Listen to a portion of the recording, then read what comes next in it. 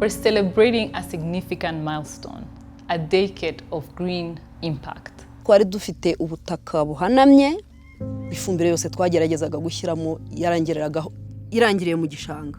Urabona hanga ateyikaho ahenshi ntihahingwaga ntiheraga. Creation of the Green Fund was really to play the role of mobilizing the resources which the government needed to invest in green projects. Some of our flagship projects include both public and private sector. And in the public sector, looking at the topography of the district of Gicumbi, it's an area that is hilly, which is highly vulnerable to climate change. Imvura yaragwaga yagwa abana bakansanga mu cyumba aho njyamye kubera ko bari batinya umuvu w'amazi wamanukagaho. Nyuma yaho nibwo urukuta rwaje rusanyuka rusubira inyuma, nibwo navuyemo ndazamuka njya gucumbika hambere. Mpageze naho inzu isakamburira amabati ava hejuru. We've been able to implement Green Gicumbi, a $32 million project that is being implemented across 9 sectors in the district of Gicumbi. Nahinze ibirayi mpawe, ifumbire barayinzaniye ndetse baduha n'imiti. Numva no kwishima kwanjye namarashaka no kuza kubera kwishima. Imvura iragwa nkasinzira sinijene. Sinuvuga ko ikawa rishobora kuzamura umuntu rikagera ahantu bimuvana rikagera naho rimugeza. Hari n'umaze gusaramo miliyoni bitewe n'ubutaka afite. We've been able to relocate 40 households who are living in areas of high-risk zone, and the target is for us to relocate 100 households in total.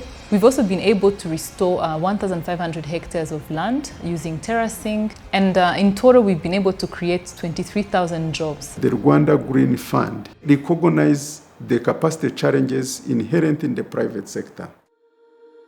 All the way back in 2018, Ampersand was a startup, a new idea that we hadn't seen on the streets of Kigali.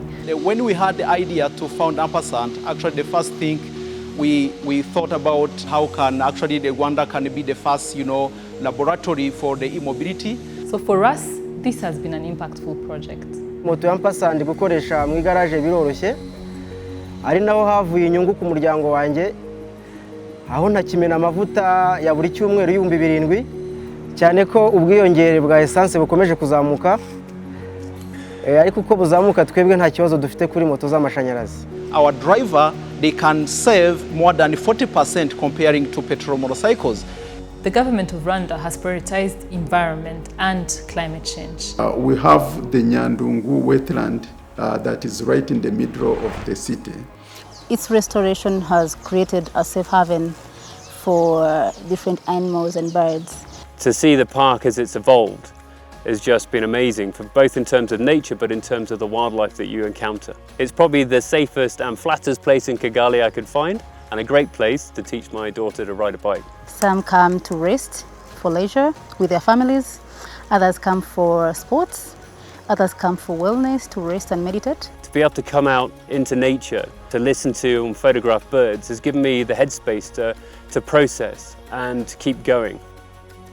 The approach we use in the fund while selecting the projects we should invest in is really focused around projects that have potential for transformative growth. This is where Enviroserve has invested. We are providing a solution to end-of-life electronic and electrical equipment. In these cables you have seen, there is copper. We are also recovering resources which should have been wasted. Our Vision 2050 projects to have 70% of the population living in urban centers.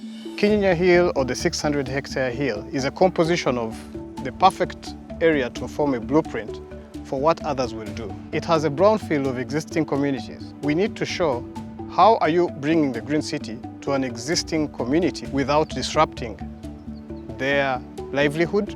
It wants to be carbon neutral and climate resilient, and it wants to do it in a way that is private sector led. Ultimately, it is assembling the needs of people in close proximity. Education, markets, jobs, everyone can't wait to see the results. So looking back, we've been able to mobilize close to 300 million USD in our basket fund. We need to mobilize 11 billion by 2030. We want to be able to mobilize climate finance at speed and scale. This would require for us to use a programmatic approach, capturing both public and private investments, as well as innovative financial instruments that really catalyze the private sector. In the spirit of our new chapter, I extend an invitation to you all to join us in shaping a greener Rwanda. Here's to another decade of making a difference together.